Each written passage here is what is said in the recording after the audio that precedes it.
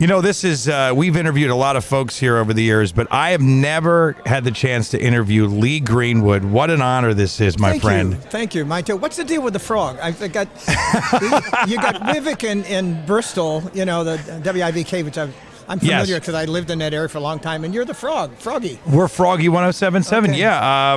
I don't know. It was created by Kirby Confer, and then a lot of folks, there's just a lot of wolves, there's a lot of frogs. Okay, so I got a 25-year-old that was Chancellor Scholar at TCU in Fort Worth, Texas. They are the horned frog. Yes. And he's just now enrolled in Miami to get his master's for the next 2 years in musical production and engineering. So anyway, I'm familiar with the frog too. So great to be on the frog, Ribbit. There you go. There you go. You know, in the 1980s, my mom was an elementary choral teacher, and when God Bless the USA came out originally, I guess it would have been mid-80s. Okay, but I remember her kids in elementary school singing that song, and it was a pretty big hit. But it had another life during the Gulf War, where it became the anthem of the country. Then again in the early 2000s, and then again now. I mean, 9/11. Did you ever imagine? I know everyone has asked you this a million times, but I haven't. Did you ever imagine that little song about America you wrote in the early 80s would become the anthem for the entire country forever?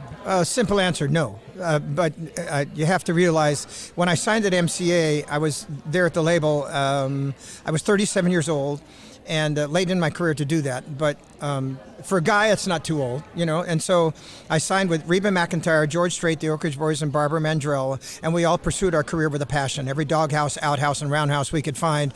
And I'm writing music in my bus. We worked 300 days a year the first 3 years on the road. The only place I could write was my bus. USA just happened to be one of those songs I wrote. I had one on every one of my first 10 albums that I had written. The rest were all songs from Nashville, because my producer was the head of MCA Music and had access to all those great songs. Ring on Her Finger, written by Marion Kennedy, Pam Rose, and Don Goodman. They also wrote Dixie Road the same afternoon. And as I'm getting those songs and putting them in my library, I come home with God Bless USA. When I was in the fall of 1983, and Jerry and I looked at that and I said, well, that's fine, but this is not what we're producing. So we put it on an album called You've Got a Good Love Coming. And You've Got a Good Love Coming, we had already filmed the video at the London train station. I had $25,000 of my own money. CMA really wanted videos badly. We knew it would be a hit. So there was a little bit of disturbance at MCA at that time, where George Strait's manager was actually doing A&R at MCA, and we were having trouble getting past him on the Billboard charts. So we said, let's get Los Angeles behind us on this one. And it's a long story. You can read about it somewhere else, that I got a meeting with Irving Azoff. Irving Azoff controlled all of Universal, all of MCA. He's the one that made the call to release USA. And the rest is history. Yeah, if he hadn't made USA the single, no one would ever have heard it. We'd have had You Gotta Love Coming, Somebody's Gonna Love You was a smash album. We had 3 more that followed, If There Ain't No Justice. There was 2 more albums that all went gold and platinum. USA would have been buried somewhere and nobody had ever heard it. But it was just my tribute to the country. It was matter of fact that the guy in the right place, the right time, and God put that song in my hands at the right time.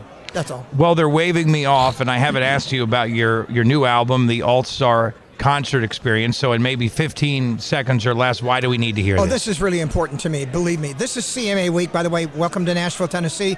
It is also Veterans Day week, the same night as the CMA on Saturday. However, the next day, on the 12th of November, we're releasing a film of 40 different artists singing 40 years of my hits. A salute to the music, if you will. But we've made it possible for veterans to go to see this film. Go to adoptavet.com. That's adoptavet.com. Send a veteran and a caregiver to the movies for free. They will not be disappointed. We have more artists in this film than CMA will have. 5 times more artists. 40 different artists. Crystal Gale, the Oak Ridge Boys, Barbara Mandrell, Michael W. Smith, the Isaacs, Gavin DeGraw, Lee Brice, all Jamie Johnson, who sang Ring on Her Finger. It killed me. Great. So, adoptavet.com. Thanks. Lee, thank you for spending some time with us, and thank you for being such a fine American, my friend.